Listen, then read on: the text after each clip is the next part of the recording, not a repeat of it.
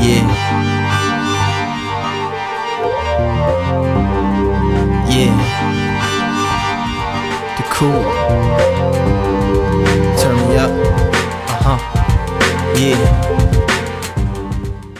Yeah, this is the Crash Clown here, bringing you the second part of the rant of the cool. Yeah, I know I took a good while to do this, but it's here. Okay. As I stated on the previous rant, on the internet you can encounter various types of groups and its members. In the part of the cyber community I interact with, we use the internet as a source to watch, catch up on shows, mostly animated, discuss things that we find interesting, chat online, gaming, all that sort of stuff. However, like in any other group, there are some folks who bring a negative atmosphere, and these people are otakus, fanboys, and fangirls. Now, when we hear the term nerds, one may think of a group of socially rejected individuals who are introvert, have a hard time dealing with other folks, not up to date with fashion trends, or in cases whatever is hot out there, mostly entertained by animation, sci-fi, and video games. If I'm missing any description, you can fill in the blanks. But despite how many characteristics you can come up with, in the end, it does not apply to everybody, you know. However, the ones who do fit a majority of the traits and cause a negative misrepresentation for others are the otakus and fanatics. There are many rants on the net of people telling their frustration when interacting with these members, and most of them speak about their behavior. Okay. However, the nature and the lifestyle of the otakus and the extreme fanboys are rarely talked about. Why? I honestly have no freaking idea. But I think if somewhere to get into it, it will be a reflection of oneself. Due to many shortcomings, most of them socially, otakus and fanboys mostly try to find means of escaping their problems by going into things like, video games, animation, shows, computer technology, etc. and etc.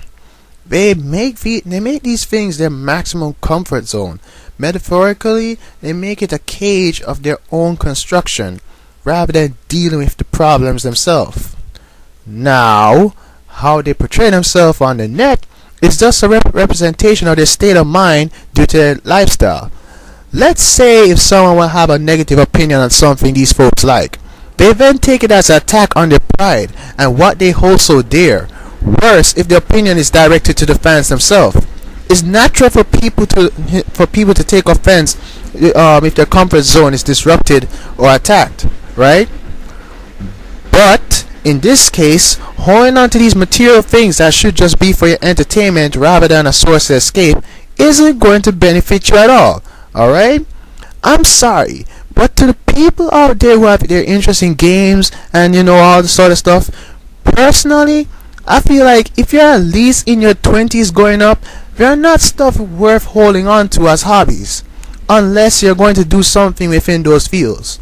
I really don't expect to be watching animation forever.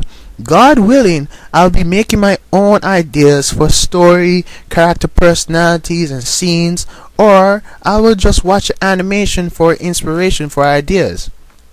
Another reason for the negative behavior from fanatics is not that they don't want to let go of their childhood, which is quite understandable in a sense, but if it comes at a cost of maturity and responsibilities, what is the purpose of holding on to them? You gain absolutely nothing at all, unless a reputation of low self-esteem, doubting abilities, and anxiety is seen to you as lifetime achievement awards. Knock your fucking self out.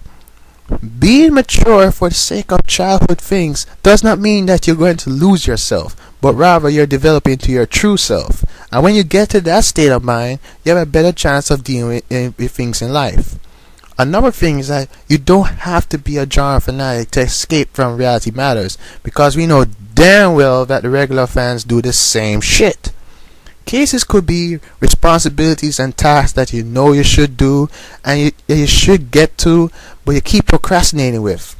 Avoiding study for a test, looking out for a job, talking to people, or simply doing something productive. All those stuff and more because we're too busy delving into things to provide escape and comfort. Come on now, folks. Come on.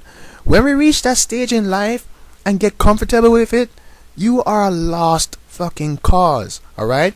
Forget about your goals and dreams because you ain't gonna get nowhere with the way you are. Unless there's some change, then progress will be made. If you know you need to handle something in your life, do it, or at least try. Nobody's going to knock you down for not putting an effort into the things that you have to do. I'm not saying I'm perfect and I do everything righteous under the freaking sun, but at the end of the day, I can smile and say, at least I tried. People, even the simplest shit that we try to avoid don't just affect your mentality, but also physically as well. And as for social interactions, no matter how much friends you have, if you have like MySpace and Facebook and AIM, MSN, Skype, Stickam, or whatever talking medium you use, if most of your interactions with people involve looking at a screen and using a keyboard, you're still classified as an introvert. Why? How? Because despite that you're talking to folks, you're still at an impersonal level. It's not the same as talking to folks face to face, where you can see the expressions and reactions. Online, you're still hiding yourself and your identity, and with a made-up screen name on top of it too, if you do that. And in most cases, no, not most, let me say, some cases, a different personality. In other words, think of the online interaction thing as a high-tech pen pal system. Okay? Okay, I have to cut the video short here. I have more to say, but I know it's not going to be within the time limit that I have set for me. So I'm gonna cut it here. Look out for part 3, where I talk about the flaws of the regular fans. It shall be uploaded right after this one. For now, peace. Crash Clown out. Life goes past and you die. It might go fast if you lie. You born, you live, then you die.